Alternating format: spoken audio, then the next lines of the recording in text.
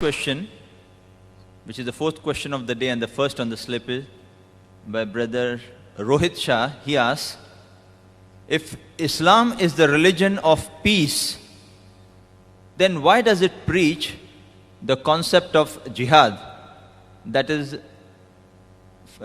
fighting and killing the kafir? In fact, Hinduism is the religion of peace. The brother has asked a very important question, that if Islam is a religion of peace, why does it preach about jihad, that is fighting and killing the kafir? In fact, Hinduism is a religion of peace. There's a great misconception as far as jihad in Islam is concerned. This misconception is not only amongst the non-Muslims, it even among the Muslim. They think that any war fought by any Muslim for any reason, whether it be for personal gain, whether it be for fame, whether it be for money, any war fought by any Muslim is jihad.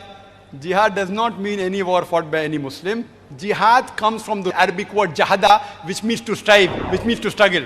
In Islamic context, it means to strive against one's own evil inclination. It also means to strive to make the society better. It also means to strive in the battlefield in self-defense.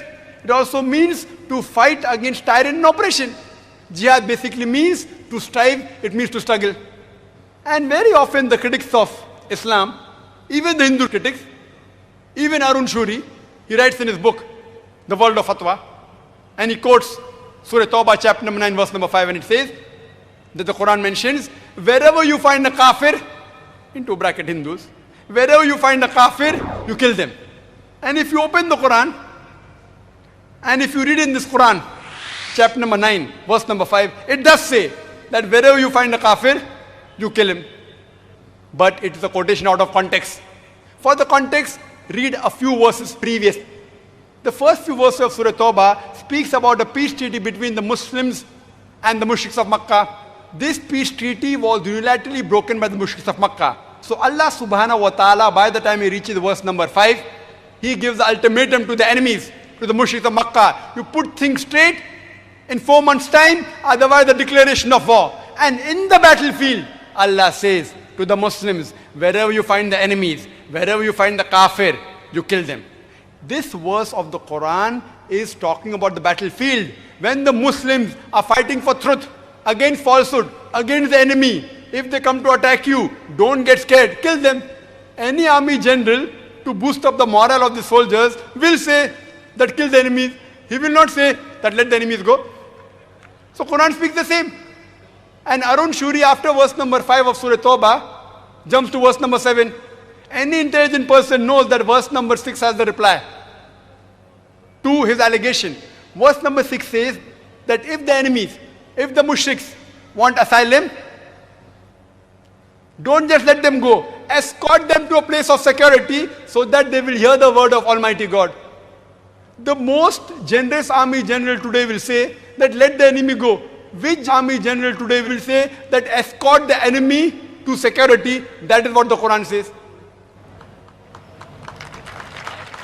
And there's another misconception in Islam, that jihad means holy war. Holy war in Arabic is Harbun Muqaddasa. Nowhere in the Quran is Harbun Muqaddasa mentioned, nowhere it's mentioned in the Hadith.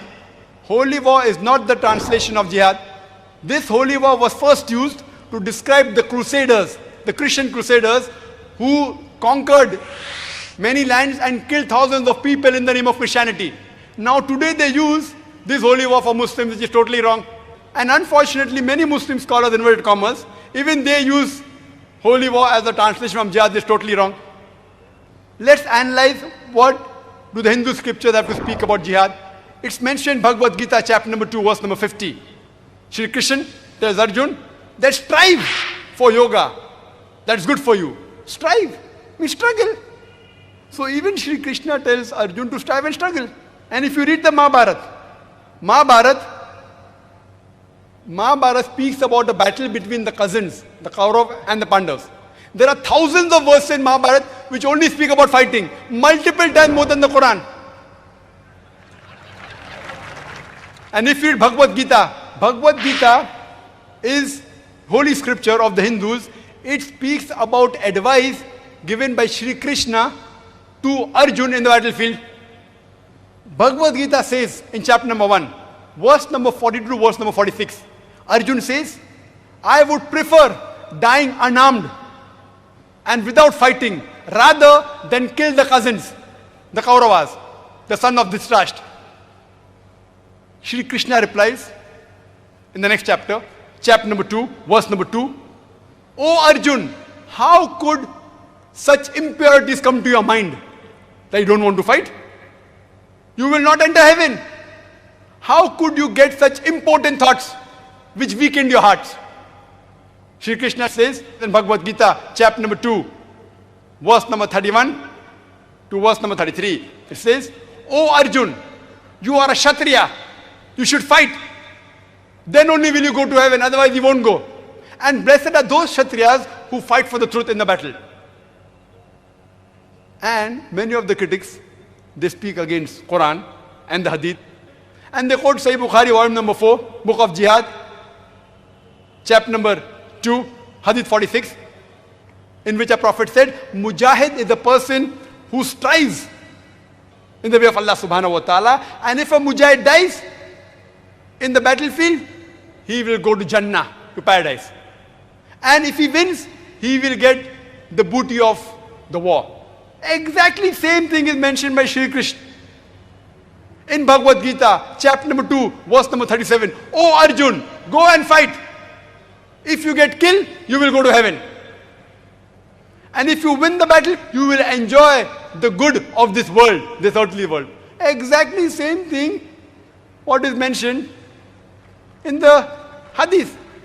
Imagine if I quote saying that Bhagavad Gita says, you should kill your cousins. It will be devilish on my part. I am telling out of context. It will be devilish. The right thing is Bhagavad Gita says that you have to fight for the truth against falsehood. And even if it be your cousin who on the falsehood, even if you have to kill them for the truth, there is no problem. So quoting out of context is devilish. So here we understand that if while speaking with the different types of people, we should know how to convince them. Believe me, hundreds of Hindus have spoken to me and saying jihad is wrong. The moment I say, but isn't it mentioned in Bhagavad Gita that you should kill the cousin? They tell me, no, but that is Shri Krishna is talking about fighting of truth against falsehood. I said, that is what the Quran says. Oh, if that is what the Quran says, then we agree with the Quran.